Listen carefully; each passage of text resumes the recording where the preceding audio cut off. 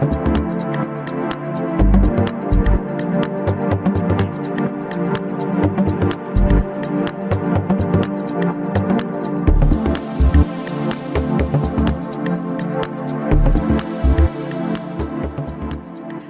My name's J.C. McCauley. I'm Naisha McCauley, and you're watching AccessTV.org.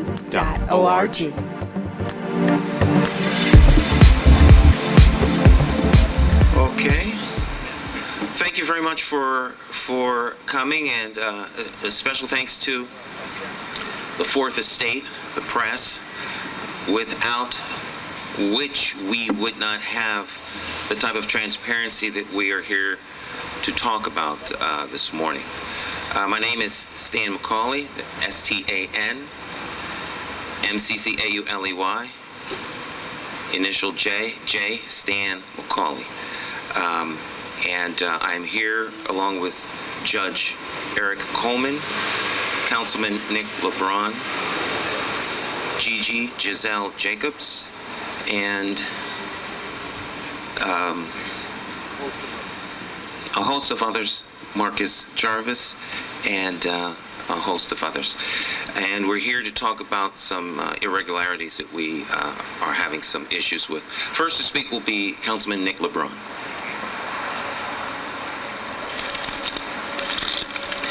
Thank you all for coming today. Our Hartford municipal government has no greater responsibility to the people of Hartford than that of the election process. This process needs to be conducted with the highest integrity by those who are dealing with the business for the people. This fundamental value must be true not only in reality, but in perception. This and only this will provide confidence to the citizens of Hartford, in particular when we have situations such as these that potentially weaken all of our assurances. And in particular, I'm talking about the articles that were posted in the CT Insider and the Hartford Courant regarding the recount of the ballots. In October, my campaign specifically made all offices involved aware of this potential mistake, and we were assured that it was rectified. As we can see now, it was not. One of the things I noticed during this time was that no one wanted to take the responsibility of the need for correction. What happened after that is more than a clerical error or someone who had fat fingers, as was quoted, and inaccurately transposed the data. What we have is a breakdown of systematic processes that was supposed to ensure checks and balances. Not only are the numbers incorrect, but we are to believe that the test runs of the machines didn't catch this mistake weeks before the election. That is 24 machines that go to 24 polling districts and potentially at minimum 24 minimum errors.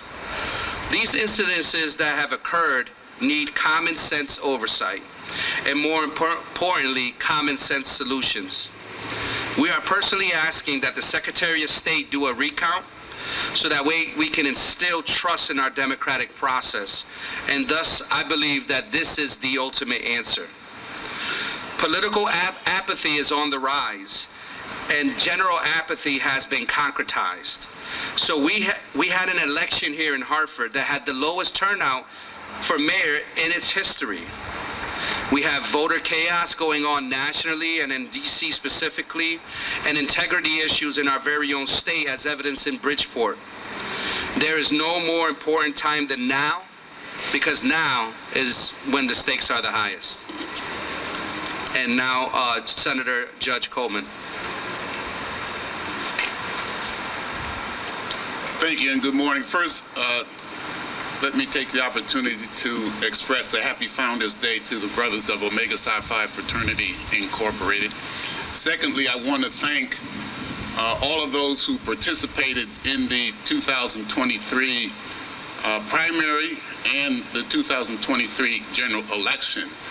For those that did not participate in either of those very important events, I would encourage you to rethink your position and to make a decision to become involved in future elections, including the political and the electoral process in the city of Hartford. I firmly believe that every candidate who competes in a municipal election or any election should have the feeling that they have a fair opportunity to prevail.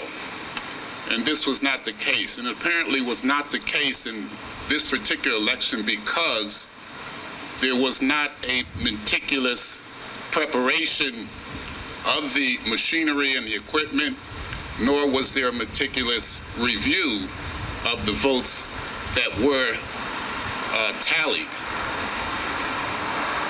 In the city of Hartford, the mayor's position is perhaps the most important governmental and political position in the electoral political governmental structure. And it is important not only for the candidates, but for the residents and particularly the voters of the city of Hartford, that there not be any suppression of their will. Voter suppression can take the form of purposeful and intentional suppression. It can also take the form, giving the registrar's office the benefit of the doubt, it can also take the form of an inadvertent suppression. So what I would caution the registrar's office and every other city department that's involved in the electoral process about is that there is a certain mistrust, lack of faith, lack of confidence already in the political, electoral, and political and governmental process. And it contributes to the frustration of the voters, as well as that lack of confidence when they already feel that their vote, his or her vote, does not count. And these kind of mistakes occur. So it would be incumbent upon particularly the registrar's office going forward to make certain that there is a greater conscientiousness and a greater attention given to the preparation of the machines, but not only that, but also to the counting of the votes that have been cast. And with that, I'll turn the podium over to Giselle Jacobs.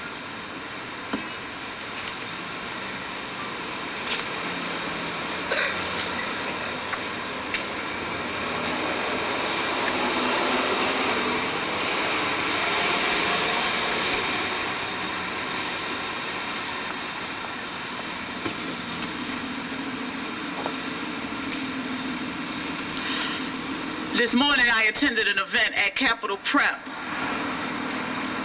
that honored those of us who served our country. It was an honor and a privilege to be there amongst all of those students. And it's an honor and a privilege to be here before the citizens of the city of Hartford.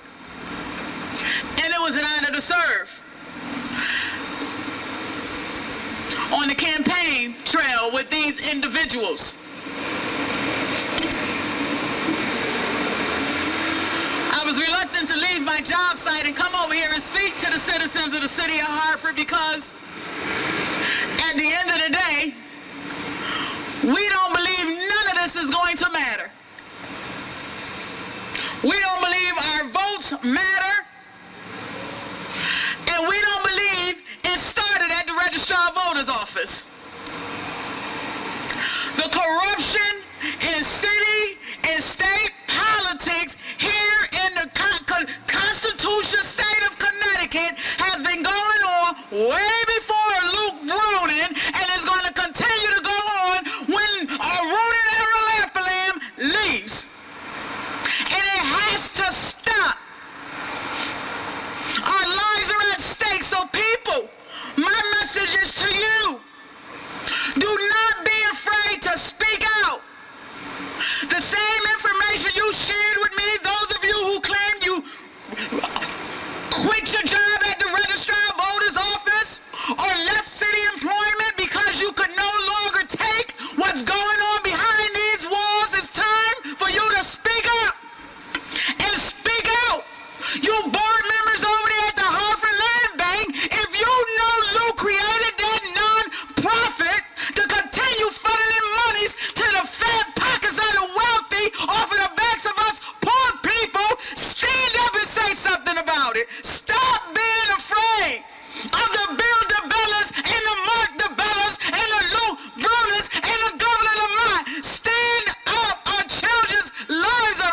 big. This is our city, and we keep letting folks that's not from here come here and tell us what's best for us. We know what's best for us. This is what's best for us. Thanks for letting me share.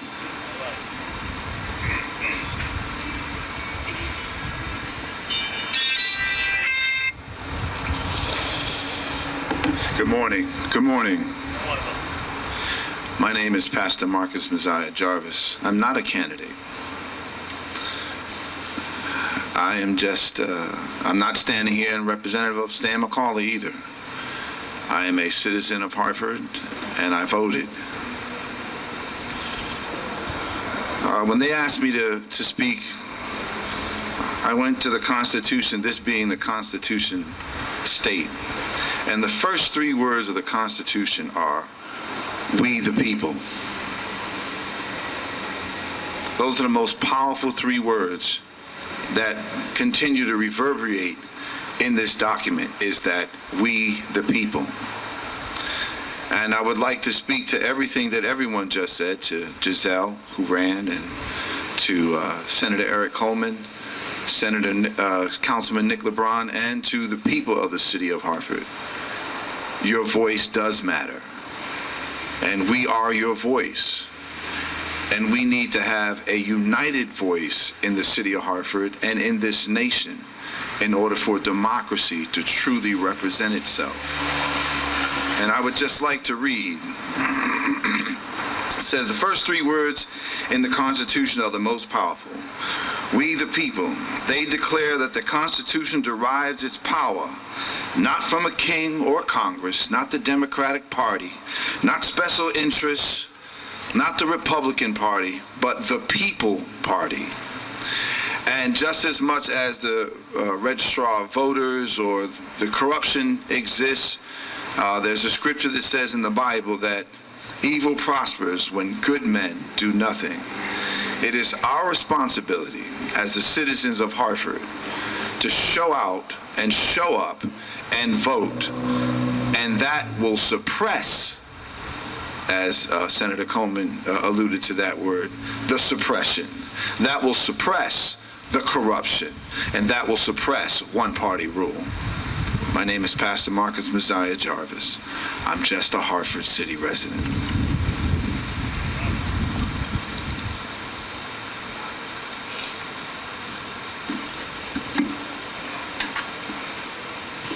Good morning. My name is Cynthia Jennings.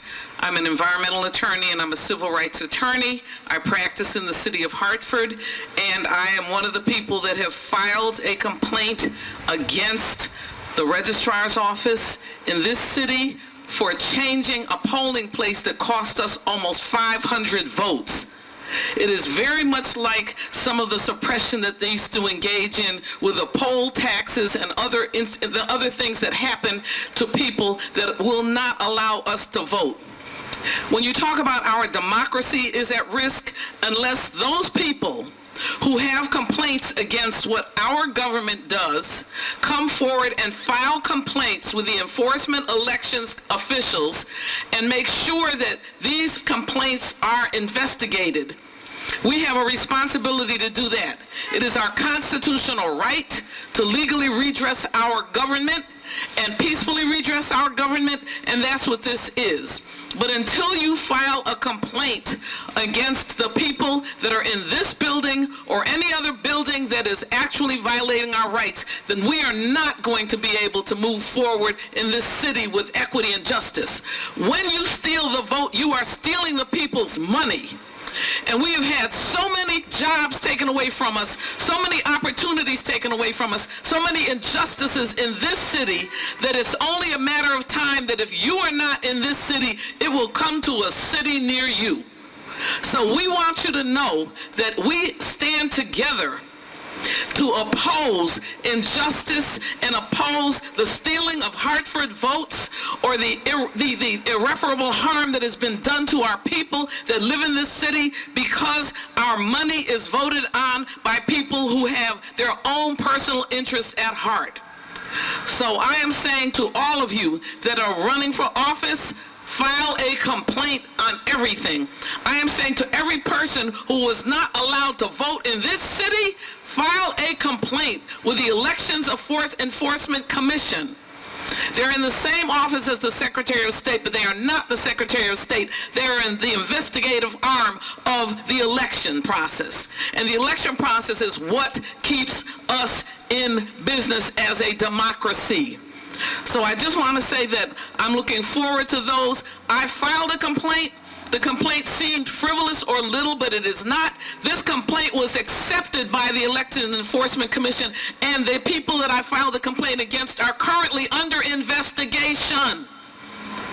And so if you file a complaint and you're taking away democracy or you're putting our rights at risk, then your complaint will possibly be done. You do not need an attorney to file a complaint. The complaint form is simple. It's online. You can go to the Secretary of State's office and look for elections enforcement. And believe me, so far, they have been enforcing elections. So I'm asking people that have a complaint, don't just complain here, and we're asking the media to follow up on some of these complaints, like my own, where you move the polling place, don't notify everyone that the polling place has been changed, and then we lose 500 votes. That is what one of these candidates could have won by in the primary election. So I'm saying to you that it is important that the Election Enforcement Commission investigate our complaints. They can't do it unless we file a complaint, and it's also critical that the media follow up, and we thank you for coming out, because your voice is as powerful as the voices that talk about what's happened to them, but it gets more people, it reaches more people. So we thank the media for coming out. We also thank those individuals that are concerned about this election, and we also want you to know that this is not the first time that complaints have come from this building. When I was on Hartford City Council, we opened an inquiry into the registrar's office, and we found so many improprieties. There is no way that Hartford can be a democracy, and once Hartford goes under, there goes the state. We are the capital city. I thank you all.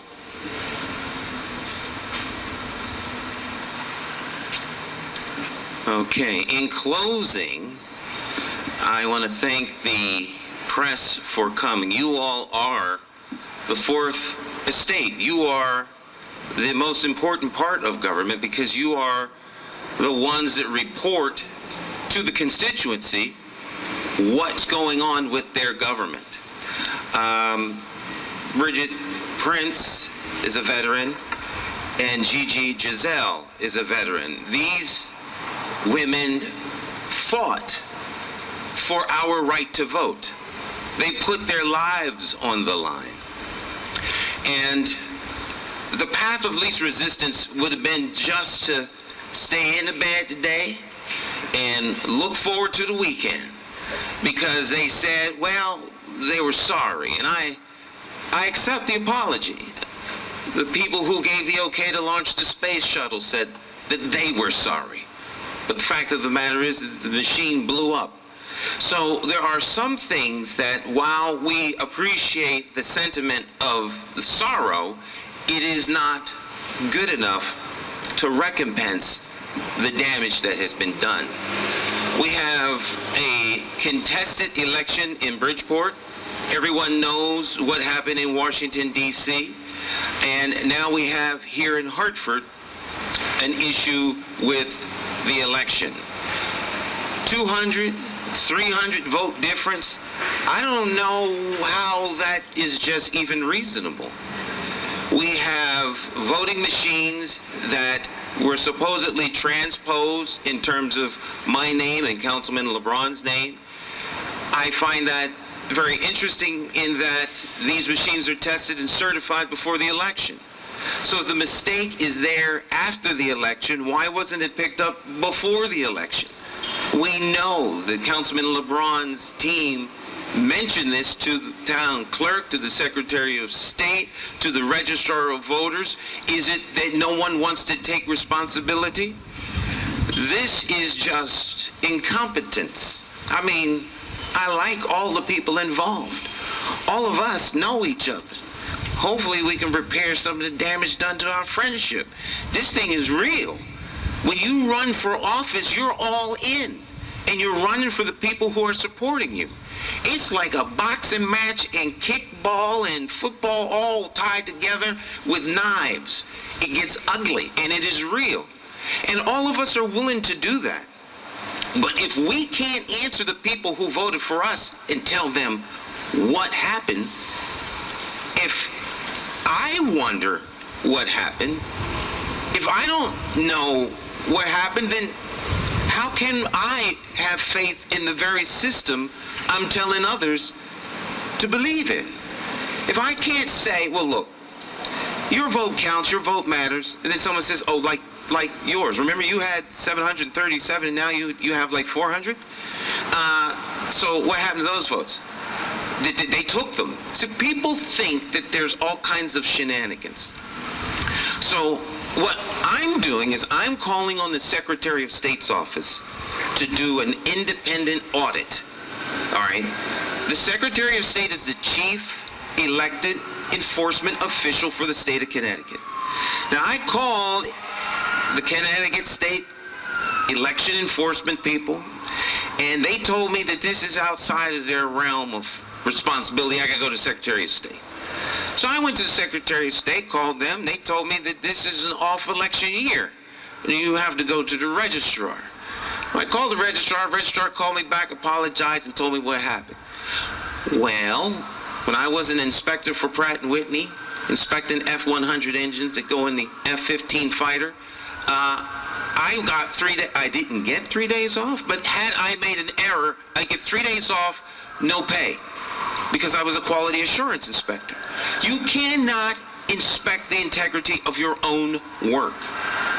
Frankly, the registrar of voters should be out here behind this podium calling for an audit to ensure the integrity of the process, because that's what is at stake here. We have a 13 to 14% turnout because people don't trust the process. I won't even go to what the turnout is for a Board of Education, but that's where we're headed. Imagine that the number of people who come out for a mayoral election is the same as for the Board of Ed. People just tune out. If democracy is to survive, people have to, at the very least, believe in the integrity of the system. And there is no doubt that the integrity of this process is in question. And to put rest to all of the suspicion, to all of the quote-unquote conspiracy theories, there needs to be an independent audit by someone. Ideally, that someone would be the Secretary of State's office, and this brings into question the integrity of the entire election as far as I'm concerned. I've had many people tell me that we should go to the Superior Court and that we should file before the Superior Court and order a new election. I personally think that's over the top because I don't think that the outcome will change. But the question here is, I don't think, because I don't know. And no one else knows either. So I would challenge the press to continue to do the job that it has been, privileged to do, in that it is our fourth branch of government. Please hold these individuals accountable with the bright light of the truth that you all report. Thank you very much for taking time out of your schedules to report on this, and please follow up. Well, I hope that we will see the Secretary of State take the bold step and initiative to do an investigation here in the city of Hartford on the integrity of the election. Something is grossly in error, and I think that everyone can see that. Thank you very much. Why not the FBI, Stan? Why not the FBI? Why not the FBI? The FBI called me into their Rocky Hill office in 2009 when my life was threatened as a result for standing up for our community, as a result of the corruption that was taking place with our then mayor and the MDC. Now, I'm not understanding why the FBI in 2009 was fully aware of the corruption that takes place in this building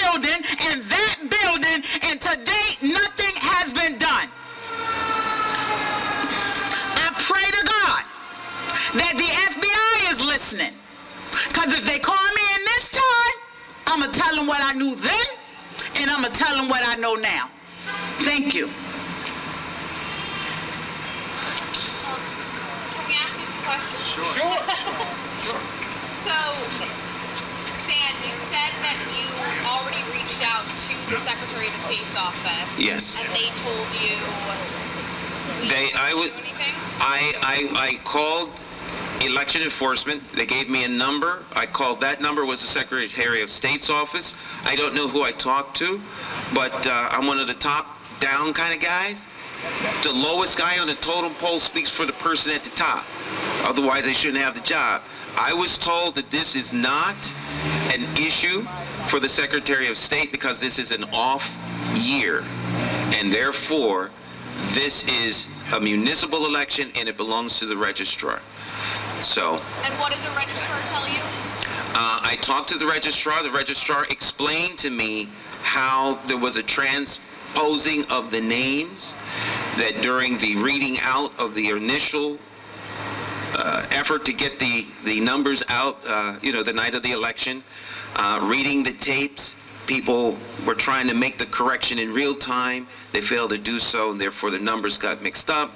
Then when they actually did this, they realized that what the error was. The question is, why was there an error in the first place? You shouldn't have to read off the line and say, oh, well, actually, these are Stan's numbers on G, and H is actually not Stan, but they're actually Nick. And just having that conversation is kind of, there should be no question. No question. How are these certified and released to 22 polling stations and they're wrong? If they're wrong, what else is wrong? When you're talking about calling for an independent audit, would that be just of the mayoral race specifically, or of everything on the ballot from the municipal election? Every single thing on the ballot needs to be looked at. Council race, mayoral race. They can save money with the constables because there's no real contest there. As long as they got up and voted for themselves, they're in. But everyone else needs to be looked at because the system is what we're trying to get integrity back. So that when we run 4 years from now, in honor of Mayor Brainerd, we can, And you mentioned that people were telling you to potentially contact the Superior Court. You said you kind of felt like that was a little bit too far. And you said that, you don't know if the outcome of the race will change. But can you talk a little bit more about why you think even if the outcome doesn't change, you still want to have this audit done? well, I'm going to let Nick speak to that. But to your point on the Superior Court, if he gets 1,015 and he gets 2,000 and I stay at 400, we have a different mayor. That's how close the race is. 47 is there are churches in Hartford who have more members than that. So we're in a real critical time. A judge is the only person that could call for a new election. So some of my people who are more on the radical side are looking for a pound of flesh. I think one of the things that I learned on this campaign, and I think we all learned on this campaign, is the education aspect. As you're trying to speak to people, you're trying to overcome apathy. And one of the things that you find is that perception is just as important as reality. And right now, this does nothing for that, right? This creates more concern and more consternation in people. Already when we had a voter turnout that was the lowest in the history of Hartford. So my concern, and I think all of our concern, is the process and the perception and the integrity of this all. And Nick, can you speak a little bit more to what you were talking about at the start about the issues specifically that you were hearing from voters and what sort of prompted this call for an audit? Yeah, what I was hearing from voters is that there was a domino effect as a result of this, and that what was playing out at the polls were ballots were being put on tables, ballots weren't being inserted, they had to wait. There were a couple of machines that broke down. What did they do with the ballots? And so therefore they had ballots placed in different places. All of that leads to confusion and mistrust. And so then when the outcome is so statistically significant, then the original, it calls into question the entire process. It's almost as like the fruit of the poisonous tree.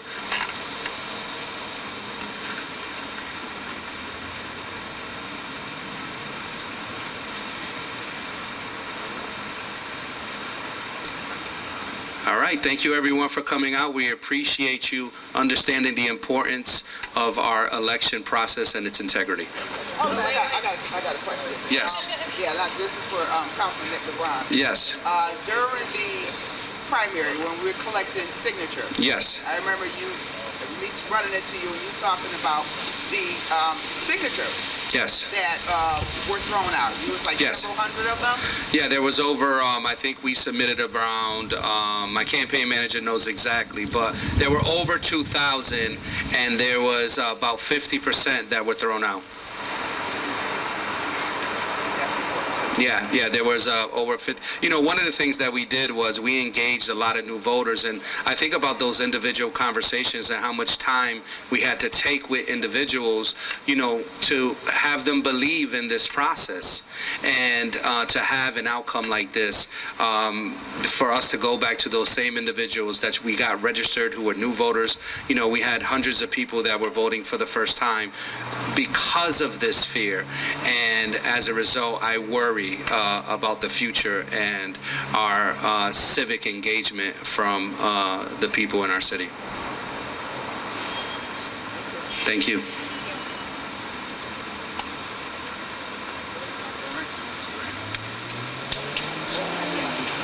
Excuse me, I know there's no question pending on this.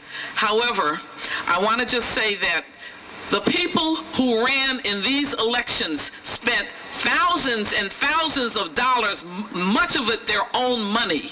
So when it gets to the end, there should be some process whereby if you have probable cause or you have reason to believe that our democracy has been hijacked by a few individuals, then there should be some way where we can get the money to pay for the Superior Court judge, for the Superior Court process, so that these individuals who have lost all this money, number one, can go before the court without having to pay additional court fees or having to pay for attorneys.